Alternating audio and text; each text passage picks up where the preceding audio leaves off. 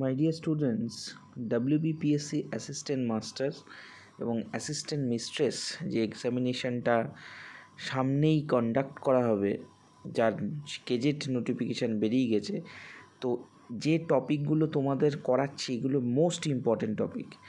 এই টপিক থেকে, এই কোশ্চেন থেকে তোমরা একটা না একটা কমন পাবেই, তো সেইগুলো ফলো আপ করো, ভীষণ উপকারে কাজে দেবে। প্রথম কথা হচ্ছে চিপকো আন্দোলন, অর্থাৎ চিপকো মুভমেন্ট। অর্থাৎ চিপকো আন্দোলন কবে হয়, চিপকো মুভমেন্ট কবে, এই সম্পর্কে পুরো সংক্ষেপে বিস্তারিত তথ্য। কত সাল? 1973 সালে উত্তরপ্রদেশের চামেলি জেলার মণ্ডল গ্রামের মানুষের আন্দোলন, বর্তমানে যেটির নাম হচ্ছে উত্তরাঞ্চল। চিপকো আন্দোলন, অর্থাৎ চিপকো শব্দের অর্থ হচ্ছে জড়িয়ে ধরা। এই চিপকো শব্দের অর্থ কি? জড়িয়ে ধরা। আমরা জানি গাছকে রক্ষার উদ্দেশ্যে এই আন্দোলন কিন্তু সংগঠিত হয়েছিল। এর বিশাল বড় নেতৃত্ব দেয় হচ্ছে সুন্দরলাল বহুগুণা এবং চণ্ডীপ্রসাদ ভাট। এই আন্দোলনে কিন্তু নেতৃত্ব দেয়। তো চিপকো মুভমেন্ট বা চিপকো আন্দোলন কিন্তু ভীষণভাবে গুরুত্বপূর্ণ। তারপরে দেখো নর্মদা বাঁচাও আন্দোলন। কি বলছে? নর্মদা নদীর উপর বহুমাত্রিক প্রকল্পের বিরুদ্ধে মেধা পাটেকর, বাবা আমতে, অরুন্ধতী রায় এই আন্দোলনে কিন্তু নেতৃত্ব দেয়। এই আন্দোলনের সমর্থনে অভিনেতা আমির খানও কিন্তু বিতর্কে জড়িয়ে পড়েন। তো যেই আন্দোলনটি হয়েছিল নর্মদা বাঁচাও আন্দোলন, কার নেতৃত্বে? ভীষণ ইম্পর্টেন্ট কোশ্চেন। এই কোশ্চেনটা দেয় যে মেধা পাটেকর এবং বাবা আমতে এর নেতৃত্বে কিন্তু নর্মদা বাঁচাও আন্দোলন কিন্তু সংগঠিত হয়েছিল। মোস্ট ইম্পর্টেন্ট টপিক রিলেটেড যে কোশ্চেন, সেই কোশ্চেনগুলোর মধ্যে অন্যতম কোশ্চেন কিন্তু এই দুটো প্রশ্ন বা এই দুটো টপিক। এখান থেকে ধরে রাখো, তোমাদের কোশ্চেন আসবেই। আচ্ছা, তারপরে দেখো নেক্সট, সাইলেন্ট ভ্যালি আন্দোলন। সাইলেন্ট ভ্যালি আন্দোলন কোথায় হয়েছিল? কেরালার পশ্চিমঘাট পর্বতের ঘন চিরহরিৎ বৃক্ষ এবং বহু বিরল উদ্ভিদ এবং প্রাণীর বাস, যা সাইলেন্ট ভ্যালি নামে পরিচিত। অর্থাৎ কেরালার পশ্চিমঘাট যে পার্বত্য অঞ্চল, সেখানে কিন্তু সাইলেন্ট ভ্যালি এই আন্দোলনটি সংগঠিত হয়। এখানে পেরিয়ার নদীতে জলবিদ্যুৎ উৎপাদন যে প্রকল্প, সেই প্রকল্পের বিরুদ্ধে অর্থাৎ সমগ্র প্রাকৃতিক পরিবেশকে বাঁচানোর উদ্দেশ্যে কিন্তু এই আন্দোলনটি সংগঠিত হয়। এবার আরেকটি ইম্পর্টেন্ট আছে, সেটা হচ্ছে বিনশয় আন্দোলন বা বিষ্ণয় আন্দোলন যেটা বলে। কোথায় সংগঠিত হয়েছিল? রাজস্থানে। সাম্ভাজি রাজস্থানে কিন্তু আজ থেকে 400 বছর আগে এটি একটি উল্লেখযোগ্য পরিবেশ আন্দোলন নামে পরিচিত। তারপর হচ্ছে বালিয়াপোল আন্দোলন। বালিয়াপাল নামে গ্রামের উর্বর জমিতে মিসাইল পরীক্ষার বিরুদ্ধে, অর্থাৎ উর্বর জমিতে যে আন্দোলন হয়েছিল সেটাই হচ্ছে বালিয়াপোল আন্দোলন নামে পরিচিত। তো মোস্ট এখান থেকে কোশ্চেন আসবেই, এই জন্যে এই টপিকগুলো কিন্তু করিয়ে দিচ্ছি। তারপরে দেখো গ্রিন পিস আন্দোলন।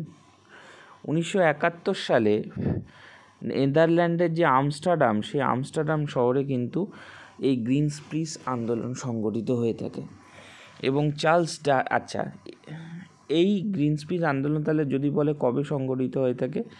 1971 সালে। এরপর বিভিন্ন ধরনের নীতি, আইন এবং কত সালে তার প্রকাশ ঘটে সেই সম্পর্কে ব্যাখ্যা করব। এক হচ্ছে দেখো চার্লস ডারউইন। আমরা সকলেই জানি চার্লস ডারউইন কে ছিলেন। তার যে পুস্তকের নাম ছিল the origin of species by means of natural selection. অর্থাৎ এই স্পিসিস বইটি কত সালে প্রকাশিত হয়? 1859 সালে। রাষ্ট্রপুঞ্জের কমিশন অনুসারে কমিশন অফ হিউম্যান রাইটস কত সালে গঠিত হয়? 1947 সালে। ভারতের বনভূমি রক্ষা আইন কত সালে সংগঠিত হয়ে থাকে? 1980 সালে। তাহলে ভারতের বনভূমি রক্ষার আইন কত সালে হয়? জাতীয় বননীতি কিন্তু আসবেই, তুমি ধরে রাখো, এখান থেকে তোমরা কোশ্চেন কমন পাবে। 1988 সালে। তারপরে দেখো কি বলছে, প্রজেক্ট টাইগার 1900 কত সালে? 72 থেকে 73 সালে। আচ্ছা, ব্যাঘ্রশুমারি কি এটা জানবে? বা ব্যাঘ্রশুমারি কত সালে? 29শে জুলাই, প্রতি বছর 29th জুলাই এটা হচ্ছে টাইগার ডে বা ব্যাঘ্র দিবস নামে কিন্তু পরিচিত। তো এটা একটা ইম্পর্টেন্ট কোশ্চেন। ভারতের হাতি প্রজেক্ট কত সালে সংগঠিত হয়ে থাকে? 1992 সালে। গ্যাপ অর্থাৎ গঙ্গা অ্যাকশন প্ল্যানই যদি সংক্ষেপে আমরা বলি 1985 সালে সংগঠিত হয়ে থাকে, যেটি কিন্তু গ্যাপ নামে পরিচিত। One of the most important question, Montreal protocol.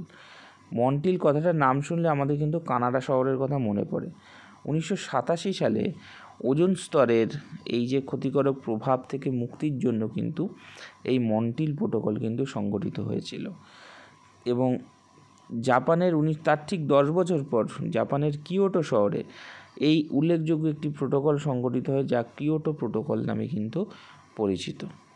আচ্ছা, তারপরে প্রশ্ন কি বলেছে দেখে নিই। বলছে জীববৈচিত্র্য সুরক্ষা আইন কত সালে সংগঠিত হয়? 2003 সালে। জীববৈচিত্র্য সুরক্ষা আইন সংগঠিত হয়ে থাকে 2003 সালে। এটা ইম্পর্টেন্ট, মোস্ট ইম্পর্টেন্ট কোশ্চেন। ভারতের জল দূষণ নিয়ন্ত্রণ আইন সংগঠিত হয় কত সালে? 1974 সালে ভারতের জল দূষণ নিয়ন্ত্রণ আইন কিন্তু সংগঠিত হয়ে থাকে। বায়ু দূষণ নিয়ন্ত্রণ আইন 1981 সালে কিন্তু সংগঠিত হয়ে থাকে। এবারে দেখে নিই পৃথিবীর কতগুলি গুরুত্বপূর্ণ স্থান। কি বলছে? আদম ব্রিজ কোথায় অবস্থিত? আদম ব্রিজ অবস্থিত হচ্ছে ভারত এবং শ্রীলঙ্কার মধ্যবর্তী অবস্থিত 17 মাইল লম্বা ব্রিজ। ইন্ডিয়া শ্রীলঙ্কার মধ্যে কিন্তু অবস্থিত। ঠিক আছে, তারপর হচ্ছে এলাহাবাদ কিসের, কোন 3টে নদীর সঙ্গমস্থল? গঙ্গা, যমুনা এবং সরস্বতী, এই 3টে নদীর কিন্তু এই রকমভাবে হচ্ছে সঙ্গমস্থল হচ্ছে এলাহাবাদ। মানে এই রকম একটা নদী এসছে, এই রকম একটা নদী এসছে এবং এই রকম একটা নদী এসছে। এই 3টে নদীর যে সঙ্গমস্থল সেটাই হচ্ছে এই এলাহাবাদ অর্থাৎ যাকে আমরা প্রয়াগরাজ হিসেবে কিন্তু চিনে থাকি। তারপর হচ্ছে আসোয়ান কি? মিশরে অবস্থিত একটি বৃহত্তম ড্যামের নাম হচ্ছে আসোয়াম।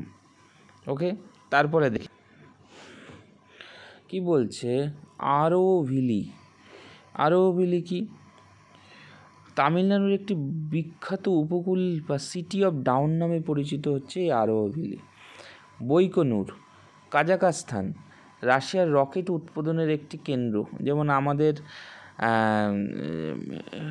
যে জায়গাগুলো রয়েছে অর্থাৎ উল্লেখযোগ্য জায়গা, যেরকম আমাদের তামিলনাড়ুতে যে বিক্রম সারাভাইয়ের যে প্রজেক্ট, সেই রকমভাবে কাজাখস্তানের রকেট একটি উৎপাদন কেন্দ্র হচ্ছে বৈকনুর। যে কোনো ধরনের যদি কাজাখস্তান কোনো রকেট লঞ্চ করে থাকে তাহলে কিন্তু এই বৈকনুর থেকে করে থাকে। ব্যারন কি বলছে? পোর্ট ব্লেয়ারের 125 কিমি দূরে অবস্থিত একটি সক্রিয় আগ্নেয়গিরির নাম হচ্ছে ব্যারেন। এটা হচ্ছে ভারতের একটি উল্লেখযোগ্য মৃত আগ্নেয়গিরি নামে পরিচিত। বার্লিন রেখা, পূর্ব পশ্চিম মধ্যবর্তী রেখা হচ্ছে বার্লিন রেখা। তাহলে পূর্ব এবং পশ্চিমের মধ্যবর্তী রেখা কী নামে পরিচিত? বার্লিন রেখা। কেপ কাম্বেরিন, বিবেকানন্দ রক মেমোরিয়াল বা তামিলনাড়ুর কন্যাকুমারিকা নামে পরিচিত হচ্ছে কেপ কাম্বেরিন। এগুলো ইম্পর্টেন্ট কোশ্চেন, তোমরা হয়তো বুঝতে পারছো না, কিন্তু ঠিক এই টাইপেরই কোশ্চেন কিন্তু আসবে।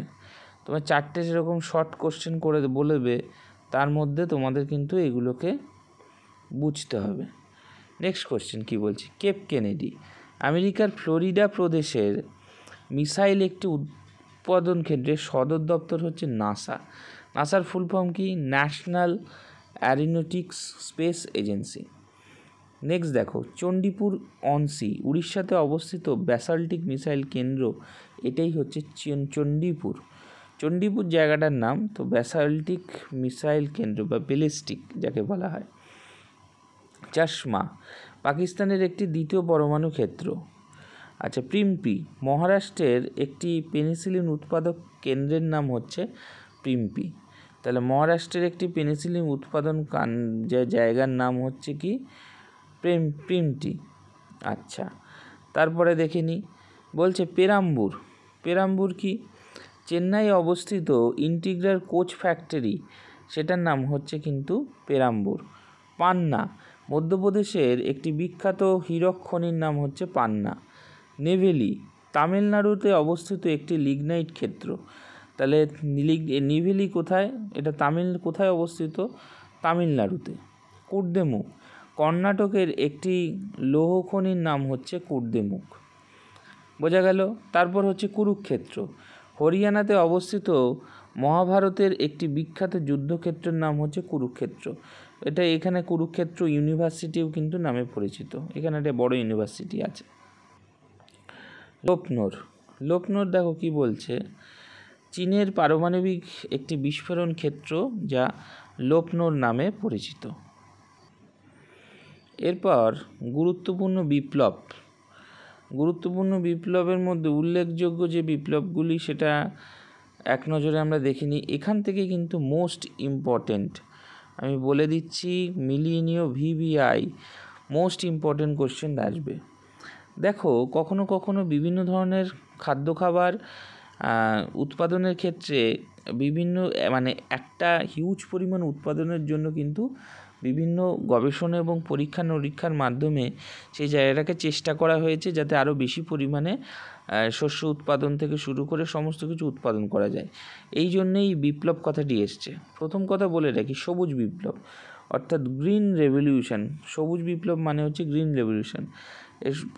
যেটা বলছে সেটা হচ্ছে গম উৎপাদনের বৃদ্ধি। সবুজ বিপ্লব ডক্টর এম.এস. স্বামীনাথন হচ্ছে আমাদের ইন্ডিয়াতে সবুজ বিপ্লবের জনক, এবং ডক্টর নরম্যান বোরলগ হচ্ছে ওয়ার্ল্ডের সবুজ বিপ্লবের জনক হিসেবে চিহ্নিত। হলুদ বিপ্লব কি? তৈলবীজ অর্থাৎ অয়েল সিড, তৈলবীজ উৎপাদনকে কেন্দ্র করে কিন্তু এই হলুদ বিপ্লব সংগঠিত হয়ে থাকে। শ্বেত বিপ্লব মানে দুগ্ধ উৎপাদন অর্থাৎ হোয়াইট রেভলিউশনকে কেন্দ্র করে শ্বেত বিপ্লব হয়। নীল বিপ্লব মৎস্য এবং সমুদ্র যে চাষ তাকে কেন্দ্র করে কিন্তু সংগঠিত হয়ে থাকে। তারপর দেখো কি বলছে,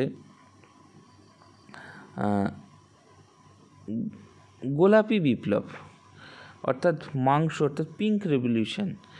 আচ্ছা, এটা কিন্তু রেড রেভলিউশনও বলে, মাংস এবং টমেটো উৎপাদন ক্ষেত্র, তো এটা গোলাবে না। নেক্সট দেখো, বাদামি বিপ্লব অচিরাচরিত শক্তি উৎপাদন কেন্দ্র অর্থাৎ ব্রাউন রেভলিউশন, বাদামি বিপ্লব নামে পরিচিত।